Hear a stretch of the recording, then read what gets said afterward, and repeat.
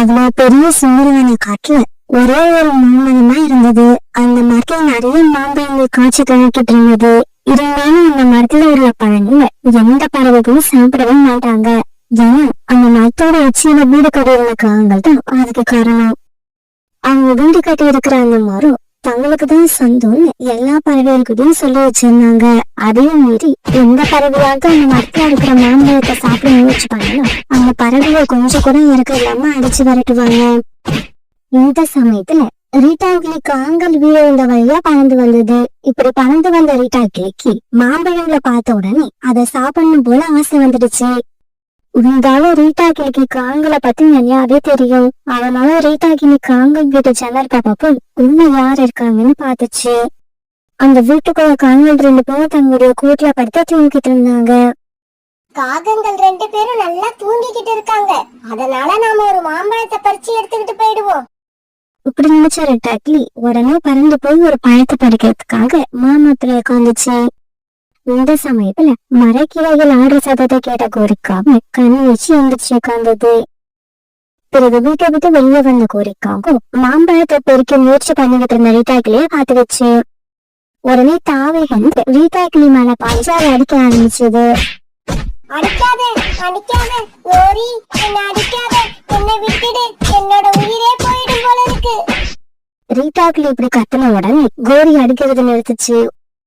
கோரி, நான் இந்த வழியா பறந்து போறப்ப இந்த பழங்களை பார்த்த உடனே சாப்பிடணும் போல இருந்தது. அதனாலதான் ஒரே ஒரு பழத்தை பறிச்சுக்கிட்டு போகலாம்னு இங்க வந்தேன். தயவு செய்து என்ன விட்டுடுங்க.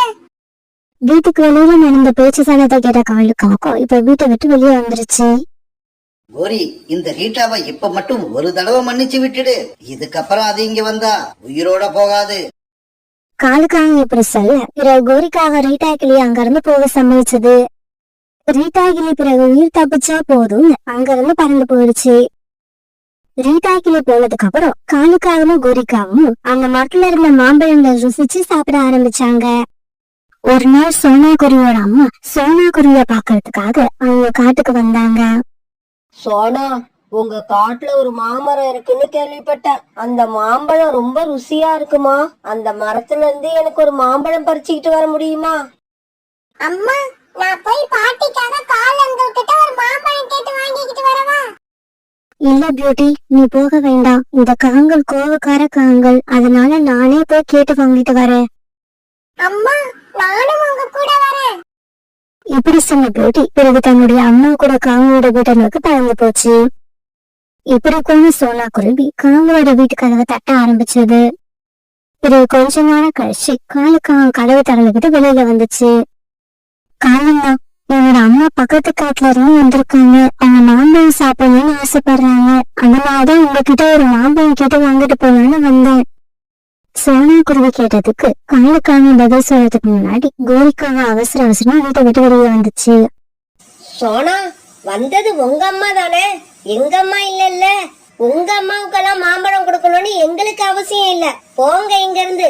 மாம்பழத்தை வாங்கறதுக்காக அம்மா வந்திருக்காங்க, ஆட்டுக்குட்டி வந்திருக்காங்கன்னு ஏதோ காரணத்தை சொல்லி வாசல்ல வந்து நிக்க வேண்டியது. இந்த மரத்துல உள்ள மாம்பழங்களை நாங்க மட்டும்தான் சாப்பிடுவோம். ஆண்டி, உண்மையிலேயே இந்த மாம்பழத்தை நாங்க சாப்பிடறதுக்காக கேட்டு வரல. எங்க பாட்டி தான் ஆசைப்பட்டாங்க. அதனாலதான் வந்தோம். யாரு ஆசைப்பட்டாலும் சரி, எங்க கிட்ட இருந்து மாம்பழம் வாங்க முடியாது. தயவு செய்து இடத்த காலி பண்ணுங்க, இல்லன்னா கோரிக்கு கோபம் வந்துடும். காலுக்காக இப்படி சொன்னதும் சோனா குருவியும் பியூட்டியும் அங்க இருந்து சோர்ந்து போன மனசோட பறந்து போனாங்க. மறுநாள் பொழுது விடிஞ்சிச்சு. மறுநாள் பியூட்டி தன்னோட பாட்டிய கூப்பிட்டுக்கிட்டு அந்த காட்டை சுத்தி பார்க்க கிளம்பிச்சு. பாட்டி பாட்டி, இந்த பக்கம் அடர்த்தியான காடு இருக்குன்னு கேள்விப்பட்டிருக்கேன். ஆனா அம்மா என்ன ஒரு தடவை கூட அங்க அழைச்சிக்கிட்டு போனதே இல்ல. நீங்களாவது என்ன அங்க அழைச்சிக்கிட்டு போங்க. அம்மா அழைச்சுக்கிட்டு போகலன்னா என்ன? நான் உன்னை கண்டிப்பா அழைச்சுக்கிட்டு போறேன். இன்னைக்கு நாம 2 பேரும் அந்த காட்டுக்குள்ள போறோம். இப்படி பேசின சோனா குருவியோட அம்மா பிறகு பியூட்டியை கூப்பிட்டுக்கிட்டு அடர்த்தியான காட்டுக்குள்ள பறந்து போனாங்க. காட்டுக்குள்ள போன உடனே சோனா குருவியோட அம்மா ஒரு மரத்துல உட்கார்ந்துட்டாங்க. பாட்டி, நீங்க இங்கேயே உட்கார்ந்துருங்க. நான் கொஞ்சம் தூரம் பறந்து போய் பார்த்துட்டு வரேன். இப்படி சொன்ன பியூட்டி பிறகு அங்க இருந்து இன்னும் கொஞ்சம் தூரம் பறந்து போச்சு. பியூட்டி இந்த மாதிரி பறந்து போன சமயத்துல அங்க ஒரு இடத்துல ஒரு பெரிய மாமரம் இருக்கிறத பாத்துச்சு. இந்த மாமரத்துல நிறைய மாம்பழங்கள் பழுத்து தூங்கிட்டு இருந்தது. அத பார்த்த பியூட்டி ரொம்பவும் சந்தோஷமாயிருச்சு. மாம்பழம், ஐ மாம்பழம், மாம்பழம், நிறைய மாம்பழங்கள் இருக்கிற ஒரு மாமரத்தை நான் கண்டுபிடிச்சிட்டேன். இப்படி துள்ளி குதிச்ச பியூட்டி பிறகு இந்த விஷயத்த தன்னுடைய பாட்டி கிட்ட சொல்றதுக்காக பறந்து போச்சு. பாட்டி பாட்டி, இங்க இருந்து கொஞ்சம் தூரத்துல ஒரு பெரிய மாமரம் இருக்கு. அந்த மாமரத்துல நிறைய மாம்பழங்கள் இருக்கு. அப்படியா? இந்த இடத்துல மாமரம் இருக்கா? ஆமா பாட்டி, சீக்கிரம் என் கூட வாங்க, அந்த மாமரத்தை உங்களுக்கு காட்டுறேன். இப்படி சொன்ன புத்தி பிறகு தன்னோட பாட்டியை அழைச்சுக்கிட்டு மாமரம் இந்த இடத்துக்கு பறந்து போச்சு. இங்க பாருங்க, எவ்வளவு பெரிய மாமரம், அதுல எவ்வளவு பழங்கள் காய்ச்சி தொங்குதுன்னு பாருங்க. அந்த காகங்கள் அவங்க கிட்ட உள்ள மாமரத்தை அவங்களே வச்சுக்கட்டும். இது நமக்குன்னு ஒரு மாமரம் கிடைச்சிருச்சு. காட்டுல உள்ள எல்லா பறவைகளையும் இந்த மாம்பழத்தை சாப்பிட வச்சு அவங்கள சந்தோஷப்படுத்தி பார்க்கணும். பிறகு பியூட்டியும் அவங்க பாட்டிக்கும் வயிறு நிறைய மாம்பழங்களை சாப்பிட்டாங்க. பிறகு கொஞ்சம் மாம்பழங்களை பறிச்சு எடுத்துக்கிட்டு தங்களுடைய வீட்டுக்கு போனாங்க. அம்மா, இந்த மாம்பழம் ரொம்பவும் ருசியா இருக்கு. இதுக்கப்புறம் மாம்பழத்தை நினைச்சு நம்ம ஏங்க வேண்டியதில்லை. நினைச்ச நேரம்லாம் மாம்பழத்தை சாப்பிடலாம். அன்னைக்கு ராத்திரி அந்த காட்டுல பயங்கரமா சூறாவளி வீசிச்சு. இப்படி பலமா வீசின காத்தால காட்டுல இருந்த மரங்கள் எல்லாம் அப்படியும் இப்படியும் ஆடிக்கிட்டு இருந்தது. இப்படி மரங்கள் தொடர்ந்து ஆடினதால காலுக்காக கூடிய மரத்துல இருந்த மாம்பழங்கள் எல்லாம் கீழே விழுந்துடுச்சு. இந்த விஷயத்தை கேள்விப்பட்ட மற்ற பறவைகள் எல்லாம் காவல் 2 பேரும் கண் வைக்கிறதுக்கு முன்னாடி இயற்கை இந்த மாம்பழங்களை எல்லாம் எடுத்துக்கிட்டு போயிட்டாங்க. பொழுது நல்லா விரிஞ்சதுக்கு அப்புறம் வீட்டை விட்டு வெளியே வந்து பார்த்த காலுக்காகவும் கொடிக்காகவும் தங்களுடைய மாம்பழத்துல ஒரு மாம்பழம் கூட இல்லாத பார்த்து அதிர்ச்சியானாங்க. காலுஜி, என்ன இது? நம்ம மாமரத்துல நேத்து நிறைய மாம்பழங்கள் இருந்தது, ஆனா இன்னைக்கு காலையில பார்த்தா ஒரு மாம்பழத்தை கூட காணோம். கோரி, நேத்து ராத்திரி பலமா காத்து வீசின மாதிரி இருந்தது. நான் ஏதோ கனவுன்னு நினைச்சிட்டேன். கடைசியில உண்மையாவே காத்து வீசி நம்ம மரத்துல இருந்த மாம்பழங்கள் எல்லாம் கீழே விழுந்துடுச்சுன்னு நினைக்கிறேன். காலுஜி, மாம்பழங்கள் கீழே விழுந்தா அது இங்கதானே கிடக்கணும், ஆனா மரத்துக்கு அடியில ஒரு மாம்பழம் கூட இல்லையே.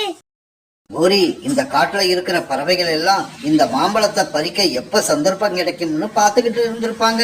இன்னைக்கு அவங்களுக்கு சந்தர்ப்பம் கிடைச்சிருச்சு, எடுத்துக்கிட்டு போயிட்டாங்க. அப்படியா? உடனே வாங்க, எல்லா பறவைகள் வீட்டுக்கும் போய் அவங்க வச்சிருக்க மாம்பழங்களை எடுத்துக்கிட்டு வருவோம். மாம்பழத்தை எடுத்துக்கிட்டு போனவங்க அப்படியேவா வச்சிருப்பாங்க? இந்நேரம் எல்லா மாம்பழத்தையும் சாப்பிட்டு முடிச்சிருப்பாங்க. நாம போனா நமக்கு மாம்பழம் கிடைக்காது, மாங்கொட்டை தான் கிடைக்கும். இப்படியே சில நாட்கள் நகர்ந்துச்சு. காலுஜி, மாம்பழம் சாப்பிட்டு ரொம்ப நாள் ஆகுது. ஆமா கோரி, எனக்கு கூட மாம்பழம் சாப்பிடணும் போல இருக்கு. ஆசைப்பட்டு என்ன பண்றது? நம்ம மரத்துல இருந்த மாம்பழங்கள் எல்லாம் கீழே விழுந்து நாசமா போயிடுச்சு. இவங்க இப்படி பேசிக்கிட்டு இருக்கப்ப சோனா குருவி ஒரு கூடு நிறைய மாம்பழங்களை எடுத்துக்கிட்டு அந்த வழியா பறந்து போச்சு. காலுஜி காலுஜி, அங்க பாருங்க, இந்த சோனா குருவி ஒரு கூட நிறைய மாம்பழங்களை எடுத்துக்கிட்டு போகுது. அப்படியா? சீக்கிரமா வா, நாம போய் சோனா குருவி கிட்ட இந்த மாம்பழத்தை அது எங்க இருந்து எடுத்துக்கிட்டு வருதுன்னு கேட்போம். இப்படி பேசிக்கிட்ட காங்கள் 2 பேரும் பிறகு சோனா குருவிய வழி மறைச்சு இப்படி பேச ஆரம்பிச்சாங்க. சோனா சோனா, நீ இந்த மாம்பழங்களை எங்க இருந்து எடுத்துக்கிட்டு வர? அது உங்ககிட்ட சொல்லணும்னு அவசியம் இல்ல. உங்களுக்கு ஒரு மாமரம் இருக்கிற மாதிரி எங்களுக்கும் ஒரு மாமரம் இருக்கு. நான் இந்த பழங்களை அங்கிருந்துதான் பறிச்சுக்கிட்டு வரேன். சோனா, எங்களோட மாமரத்துல இருந்த மாம்பழங்கள் எல்லாம் கீழே விழுந்துடுச்சு. இப்படி விழுந்த மாம்பழங்களை யாரு எடுத்துக்கிட்டு போனாங்கன்னே தெரியல. அதுக்கு நான் என்ன பண்ண முடியும்? எது நடக்கிறதோ அது நன்றாகதான் நடக்கிறது. நம்ம வசதியா இருக்கும் போது தலகணத்துல ஆடாம அமைதியா இருக்கணும். கொஞ்சம் அப்படியே ஞாபகப்படுத்தி பாருங்க. ஒரு நாள் ஒரே ஒரு மார்கோயை கேட்டு நான் உங்க வீட்டுக்கு வந்தேன். ஆனா நீங்க என்ன பண்ணுனீங்க? 2 பேரும் சேர்ந்து என்னை அவமானப்படுத்தி அனுப்புனீங்க. இப்படி பேசின சோனா குருவி பிறகு தன்னுடைய மாம்பழ கூடைய கிட்ட அங்கிருந்து பறந்து போயிடுச்சு. பிறகு அடுத்து வந்த நாட்கள்ல காலுக்காகவும் கோரிக்காகவும் ரொம்ப சோகமா தன்னோட மாமரத்து மேல உட்கார்ந்துருக்க மற்ற பறவைகள் எல்லாம் அடர்த்தியான காட்டுக்குள்ள இருந்த மாம்பழத்தை சாப்பிட்டு சந்தோஷமா வாழ ஆரம்பிச்சாங்க.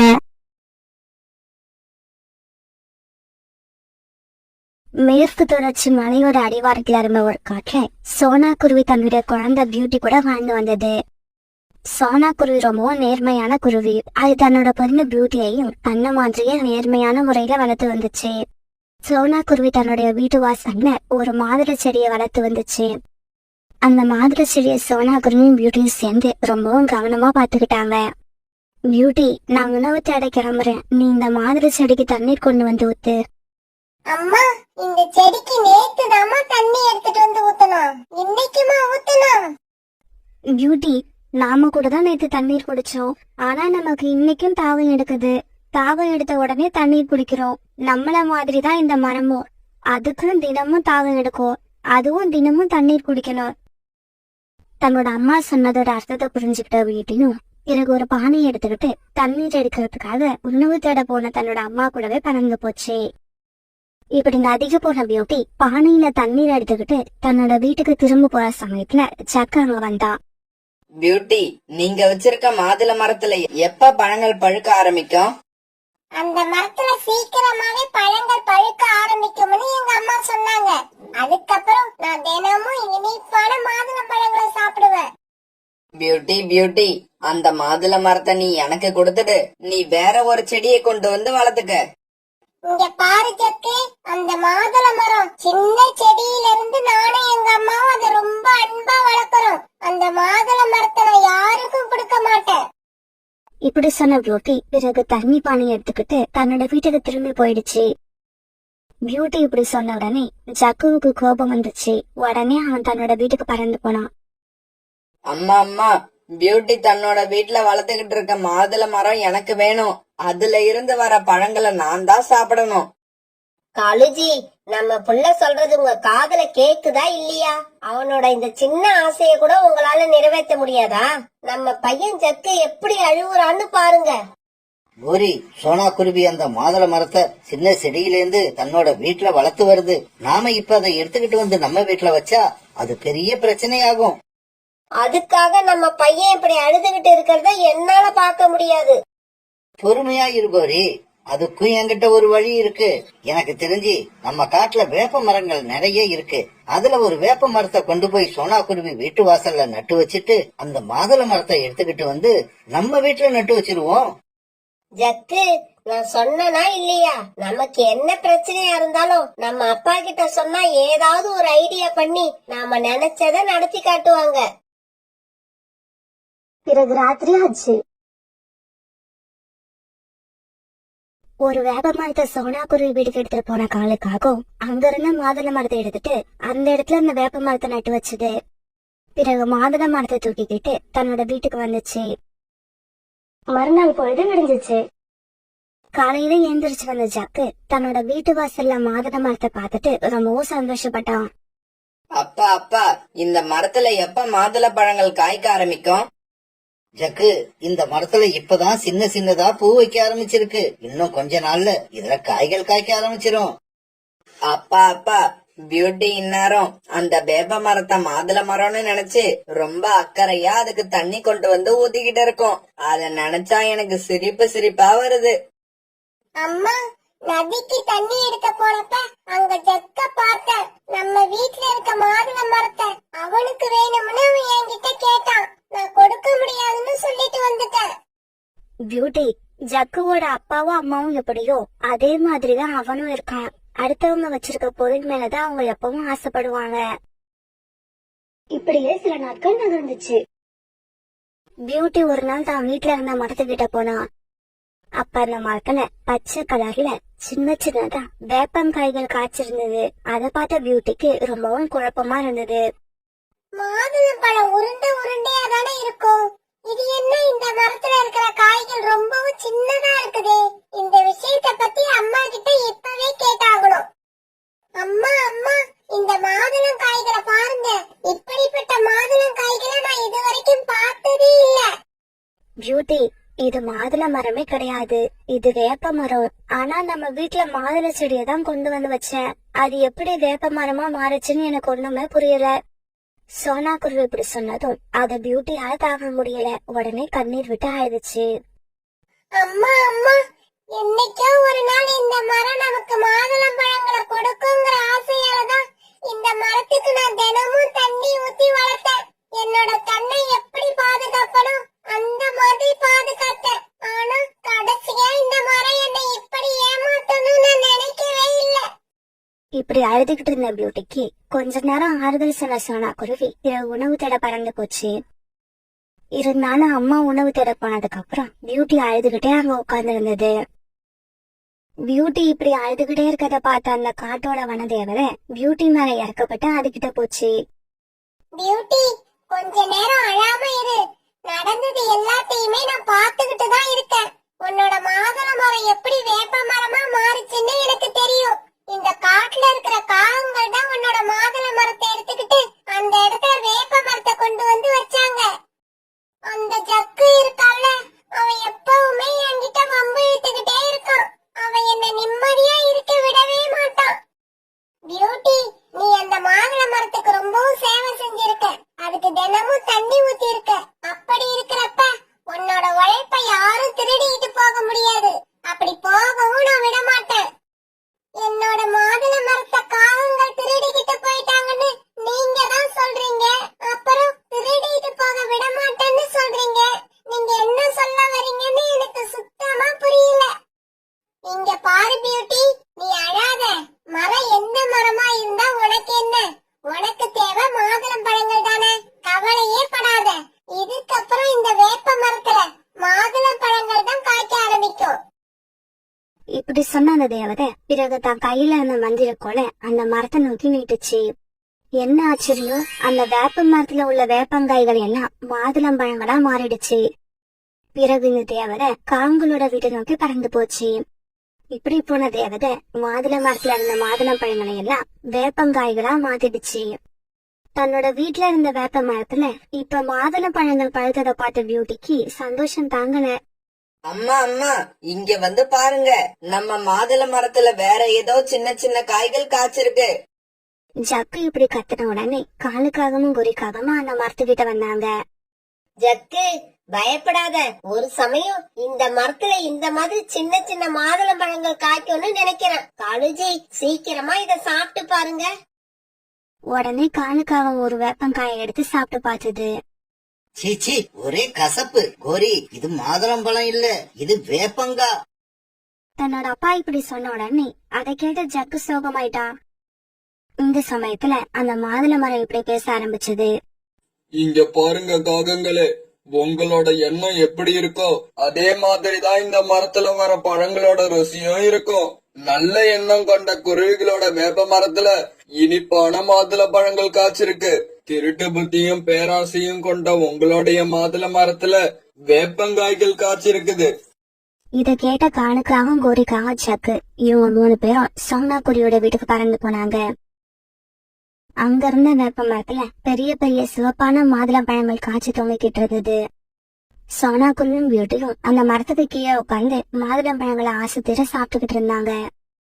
காலுஜி, அந்த மரம் சொன்னது உண்மைதான். நாம உண்மையாவும் நேர்மையாவும் நடந்துகிட்டோம்னா நமக்கு கிடைக்கிற எல்லாமே இனிப்பாவும் சந்தோஷமாவும் இருக்கும்.